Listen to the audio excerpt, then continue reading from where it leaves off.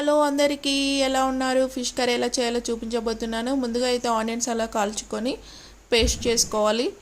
కడిగి పెట్టుకున్న ఫిష్లో అయితే ఉప్పు, కారం, పసుపు, అల్లం పేస్ట్, మెంతిపొడి వేసుకోవాలి. అలాగే చింతపండు రసం వేసుకొని అయితే కలుపుకోవాలి. తర్వాత ఆనియన్ పేస్ట్ వేసుకొని కలుపుకోవాలి. 15 మినిట్స్ మ్యాగ్నేట్ చేసుకోవాలి. పక్కన ప్యాన్ పెట్టేసుకొని ఆవాలు, జీలకర్ర వేసుకోవాలి. ఆనియన్స్, పచ్చిమిర్చి వేసుకొని ఫ్రై చేసుకోవాలి. మెంతాకు వేసుకొని ఫ్రై చేయాలి. అలా ఫ్రై అయినాక కొంచెం పసుపు వేసుకొని మ్యాగ్నేట్ చేసుకున్న ఫిష్ని అయితే అందులో వేసుకోవాలి. స్పూన్తో కలపకూడదు, గంజుని పట్టుకొని తింపాలి, ఎందుకంటే ఫిష్ ఖరాబ్ అవుతాయి.